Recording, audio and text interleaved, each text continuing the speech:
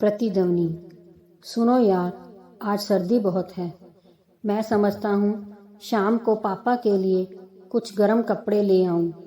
पति ने पत्नी से कहा, देख लो जी, आपने अभी तो बच्चे के लिए भी कपड़े खरीदने हैं और मेरा भी तो मैचिंग शाल दिलवाना है। हमारे लिए तो आप हर बार कह देते हो कि अभी हाथ तंग है और पापा के लिए पैसे आ जाते हैं तुम्हारे पास। पत्नी ने कहा, नहीं, ऐसी बात नहीं है, तुम समझा करो। मुझे आज भी याद है कि पापा मेरी जिद पर मेरे लिए कपड़े दिलवाते थे और अपने लिए कुछ नहीं खरीदते थे।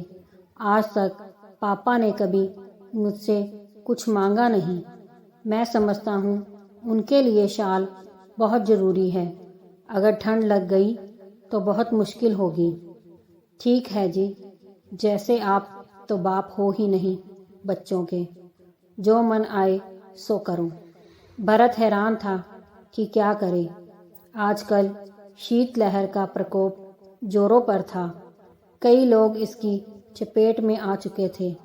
वह यह भी खूब जानता था कि सर्दियां पार हो गई तो 80 साल के पापा का 1 साल और बढ़ जाएगा जीवन का।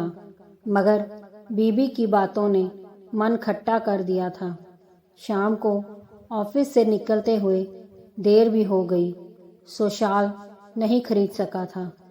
सुबह सुबह शोर मचा हुआ था। कोई रिक्शे वाला बुजुर्ग रिक्शे पर ठंड में सोते हुए ही ठिठुर कर मर गया था। भरत के पैर अचानक लड़खड़ा गए। वह सीधे बाजार की ओर चल पड़ा शाल खरीदने। उसे लग रहा था मानो यह शोर उसके ही आंगन में उठ रहा था और पिता अकड़े हुए पड़े हों। फटाफट उसने शाल पसंद किया और घर की ओर चल पड़ा। पिता को अपने हाथों से शाल उड़ाया और अपना सर गोद में रख दिया उनकी। 2 झुर्रियों भरे हाथ सर को सहला रहे थे। बेटा, यह लो, 5000 रुपये हैं। बहू और बच्चों को आज ही गर्म कपड़े दिलवा दो। मुझ बूढ़े से इतना प्रेम ठीक नहीं। अवाक बहू अपने शब्दों की ऐसी प्रतिध्वनि सुन रही थी जो मन में उसे चित्कार कर कोस रहे थे। भरी हुई आंखों से सिर स्वतः नत हो गया था पापा के पैरों पर। दोस्तों, अगर कहानी पसंद आई हो तो लाइक, सब्सक्राइब, शेयर ज़रूर कीजिए।